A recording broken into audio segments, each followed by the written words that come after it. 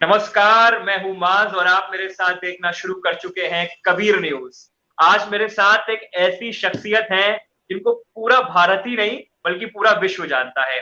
मेरे साथ आज सच्चे देशभक्त, मैं पहले कहूंगा सच्चे देशभक्त, कर्तव्य परायण और देश प्रेमी तेज बहादुर यादव जो फौजी हैं वो लाइव हैं।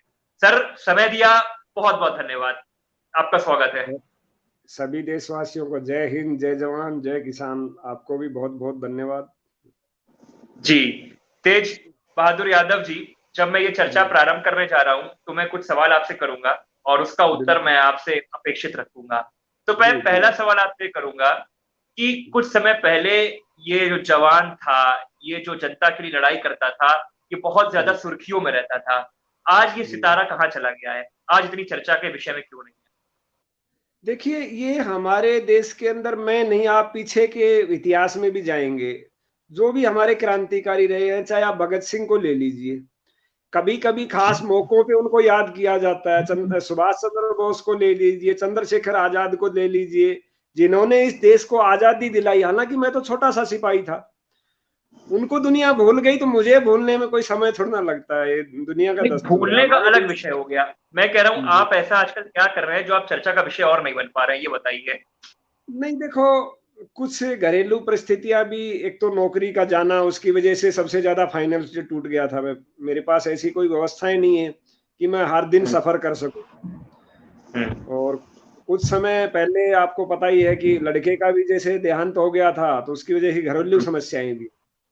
फिर कुछ राजनीतिक पार्टियों ने, जो हम जैसे, मैंने हरियाणा से दुष्यंत से जुड़ा, तो कुछ राजनीतिक पार्टियों ने धोखा दिया। तो मेरी समझ में ये आया कि ये सब एक ही है, तो ये इनके शब्द ज्यादा आपने, एक इनसे। शब्द उपयोग किया अभी, धोखा दिया। इस धोखे को थोड़ा जी, परिभाषित किए, क्योंकि अखिलेश यादव देखो, ने भी आपका साथ दिया, दुष्यंत चौटाला ने भी साथ दिया, लेकिन ये धोखा शब्द कहां से आ गया, इतना बताइए। देखो, मैंने, जब मैं इसमें गया, दुष्यंत चौटाला ने जो मुझे बुलाया, तो शर्त हुई थी हमारी कि मैंने कहा कि देखो, मेरे पास पहली बात तो फाइनेंस के लिए कुछ नहीं है मेरे पास।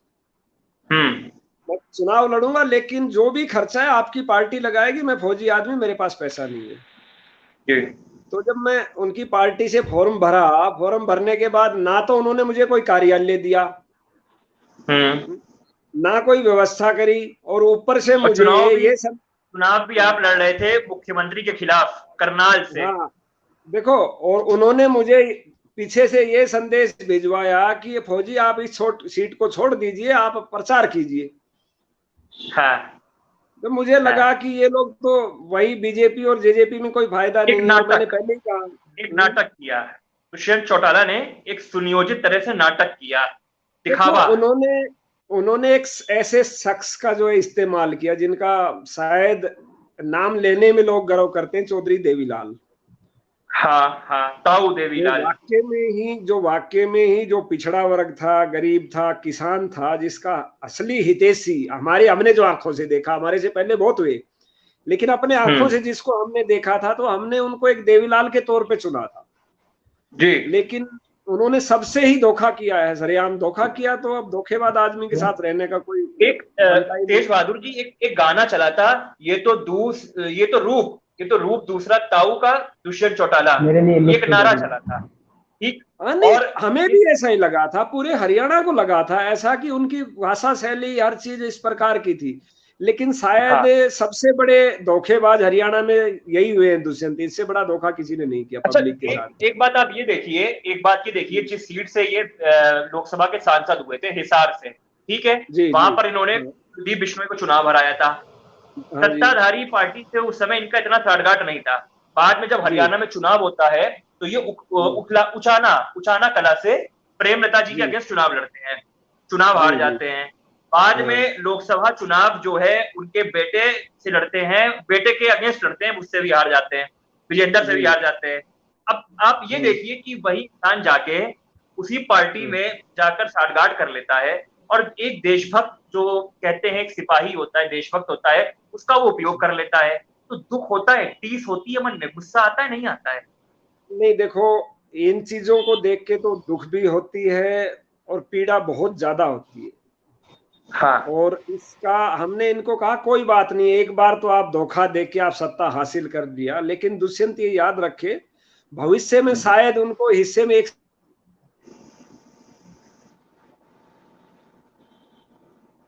थोड़ी सी आवाज कट रही है आपकी, नेटवर्क कट गया शायद। हाँ हाँ, अभी वो आएंगे, जुड़ेंगे, उस बीच में थोड़ा उनका नेटवर्क का इशू आ जा रहा है।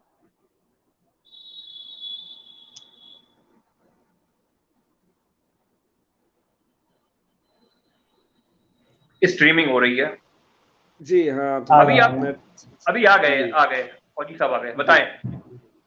देखिए, उन्होंने जिस प्रकार से जनता को धोखा किया है, तो पहले हमारे देसी भाषा में कहा होता है ना, काठ की हांडी एक ही बार चढ़ती है, बार बार नहीं चढ़ती। बिल्कुल सही बात है। तो हमें भी इन चीजों से धोखा ले लेके हमें भी बहुत कुछ सीखने को मिला है कि हमें तो राजनीति का कोई ज्ञान नहीं थी। फौजी आदमी सीधे सीधे, वो तो बॉर्डर पे तो सामने दुश्मन होता है, अब यहाँ तो घर में दुश्मन बैठा है। फौजी आदमी है, सीना तान के सीमा पे खड़े हो जाते हैं, ये पंक्ति ज्यादा सूटेबल लगती है। वो तो सामने दुश्मन, हमें पता है सामने दुश्मन है। हाँ, लेकिन राजनीति के अंदर अभी हमें पता लगा है कि राजनीति के अंदर तो अपने ही सबसे बड़े दुश्मन हैं, तो उनको पहचानने में हमें थोड़ा समय लगे। ऐसी बात नहीं, अब तो पहचान हो गई है हमें। पहचान हो गई है। चलिए, मैं आप जहां से आते हैं, रेवाड़ी से आप आते हैं, रेवाड़ी आती है गुरुग्राम लोकसभा में आती है, ठीक है। अभी अगर आप गुरुग्राम को पूरा देखें तो इस समय वो दो हिस्सों में बढ़ चुका है। एक तरफ हम जब जाते हैं तो देखते हैं मॉडर्न बड़ी बड़ी बिल्डिंग वाला गुरुग्राम, और एक तरफ देखते हैं ओल्ड गुरुग्राम, जहां पर छोटे छोटे घर हैं, मध्यम वर्गीय परिवार है।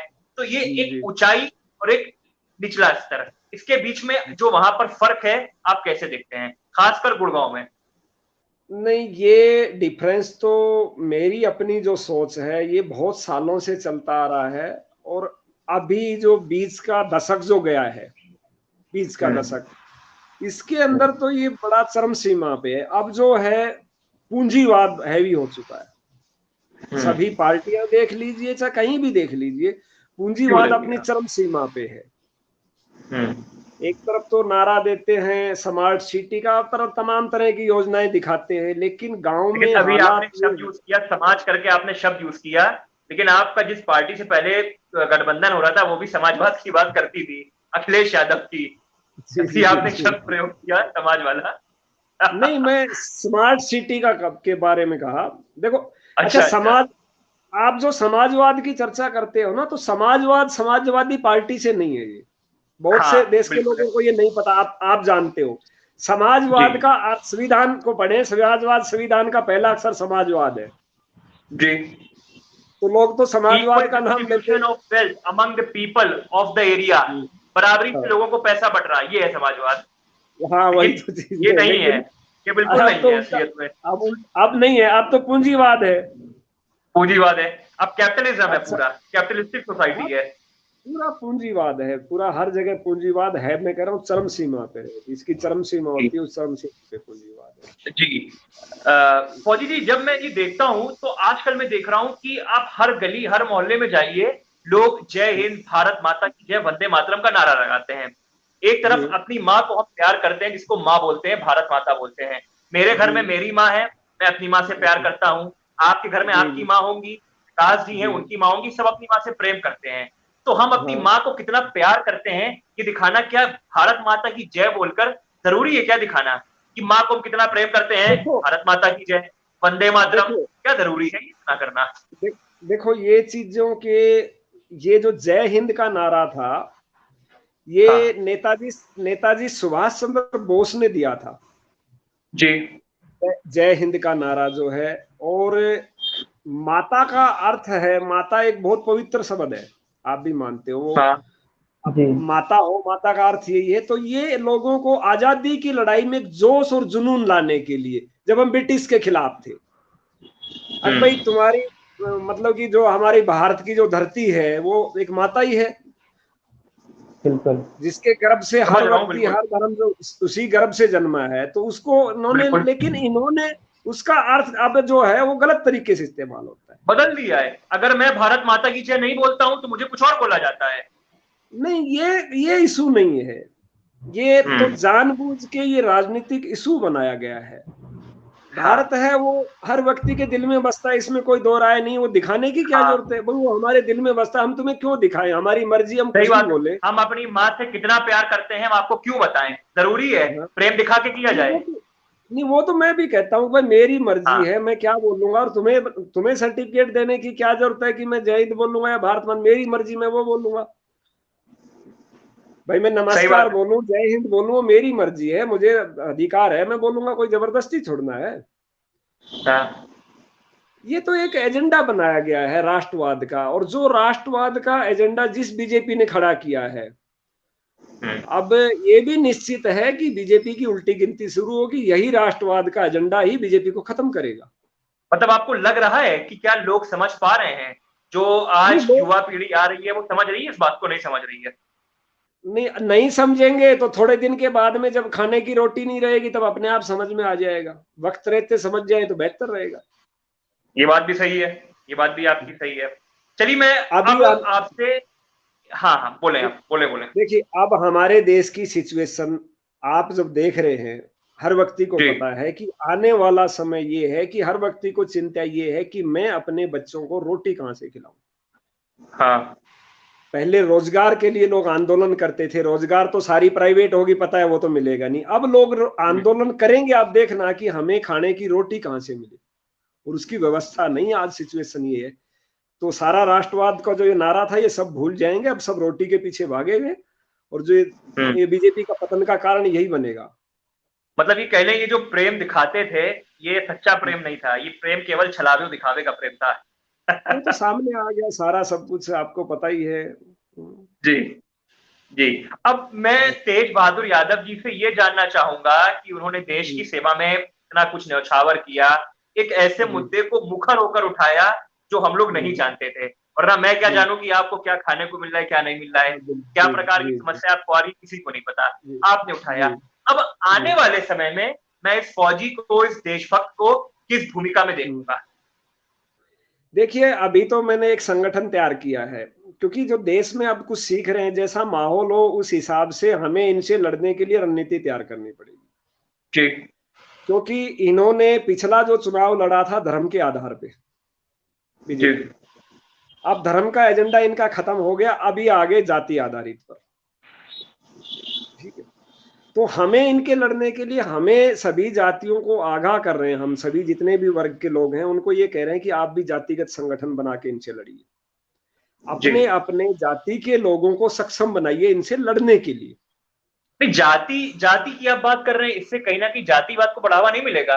वो बोलेगा कि वो उस जाति का है, फिर वो उस जाति का, इससे तो लोग और बटेंगे। देश के अंदर, मैं कह रहा हूं कि देश के अंदर हालात ये, आप किसी क्षेत्र में देख लीजिए, जाति देख के टिकट मिलता है जी। अगर दी जातिवाद नहीं होता तो सबसे पहले आप स्कूल में एडमिशन कराने जाओ, आपका टीचर यही पूछता है, आपको याद होगा कि इनकी जाति क्या है, वो सबसे पहले जाति लिखा। जातिवादी व्यवस्था तो हमारे यहाँ लागू है। मेरी तो शिक्षा पूरी प्राइवेट स्कूल में हुई है, तो मुझसे तो कभी पूछा नहीं। जाति प्रमाण पत्र, आपने जाति प्रमाण नहीं, आपने जाति प्रमाण पत्र मेरी शिक्षा पूरी प्राइवेट स्कूल में हुई है। नहीं, प्राइवेट में हो, लेकिन फिर भी आपकी जाति तो लिखी जाती है। नहीं, हमारे देश में तो व्यवस्था है, कानून में है ना। हाँ, नहीं, आपने बोला जातिगत। जी, बोले। देखो, मैं इसका कहना क्या चाहता हूँ, मैं ये कहना चाहता हूँ कि जिसकी जितनी आबादी है, मेरा मकसद ये है, चाहे वो किसी भी जाति या समुदाय से हो, ये आरक्षण का जो लड़ाई झगड़ा है ना, किसी को वो दे दिया, किसी को वो दे दिया, अरे भैया, जिसकी जितनी संख्या है आप जातिगत जनगणना करा लीजिए, उनको उनकी हिस्सेदारी दे दीजिए। हर समाज को खुश है, हर समाज संतुष्ट है, भाई जिसकी जितनी संख्या, हिस्सेदारी ले लीजिए। आप लोकसभा हो, विधानसभा हो, चाहे सरकारी नौकरियां हो, सब जगह है, जिसकी जितनी जाति की संख्या है उसको उसकी हिस्सेदारी दे दीजिए, झगड़ा खत्म। अपने आप जातिवाद जो लड़ाई झगड़ा है वो खत्म हो जाएगा। वो कहता है मेरा हिस्सा खा गया, वो कहता है मैं भाई सबका, मैं आपके आधार पे जितनी आपकी संख्या, आपको आपका हिस्सा मिल रहा है। सर, मेरा भी आपसे एक सवाल है। हाँ, बताइए सर। यूपी में अभी चुनाव होने वाले हैं सर। अब आप जब से चुनाव में आए हैं राजनीति में, तब से आप बहुत सक्रिय हैं और आपका जो चेहरा है वो बहुत प्रभावी है। तो मैं पूछना चाहूंगा कि यूपी में जो चुनाव है उसमें आप किसको सपोर्ट करने वाले हैं? देखो, मैं यूपी के अंदर, मैं पहले का मेरा एक वीडियो आप देख लोगे, मैं जब जेजेपी में गया था तब भी मैंने समाजवादी पार्टी की सदस्यता नहीं छोड़ी थी और जेजेपी की सदस्यता नहीं लिया था। इसी शर्त पे यह कर दिया आप सही रहोगे तो मैं अभी सदस्य जो है इसी का हूँ, समाजवादी पार्टी का, और उसी के लिए मैं चुनाव प्रचार भी करूंगा। तो कहीं मैं आपको उम्मीदवार के तौर पे तो नहीं देख रहा हूँ, कहीं टिकट तो नहीं आपका होने जा रहा है किसी सीट से? नहीं नहीं नहीं है, देखो अगर दी इस प्रकार से, मैं तो आपको पता है निर्भक होकर अगर दी बाबा के खिलाफ टिकट दे देंगे तो लड़ दूंगा। कौन, किसके लेकिन खिलाफ? बाबा के मतलब खिलाफ बाबा के अगर खिलाफ पार्टी लड़वाएगी तो लड़ लेकिन दूंगा। बाबा तो एमएलसी हैं, बाबा तो दूसरे सदन से आते हैं, वो तो विधान परिषद से आते हैं। भैया लड़ेंगे वो, अगर चुनाव तो कहीं से लड़ेंगे ना। हाँ, तो ये हम ब्रेकिंग न्यूज मान लें कि तेज बहादुर यादव जो है सपा के प्रत्याशी हो सकते हैं योगी के खिलाफ, जहां से वो लड़ेंगे चुनाव।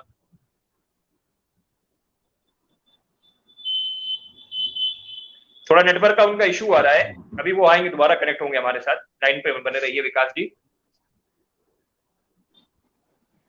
बहुत बड़ा खुलासा इन्होंने किया है भी कि ये प्रत्याशी हो सकते हैं जहां से बाबा ये बहुत चुनाव बड़ी बात लड़ेंगे। है जी, ये बहुत हाँ। बड़ी बात है। अभी नेटवर्क खत्म हो जाए तो शायद बताएं वो। हाँ, तो वही मैं प्रतीक्षा कर रहा हूं कि तेज बहादुर यादव जी आए और इस बात पर पूरी अपनी प्रतिक्रिया रखें। जी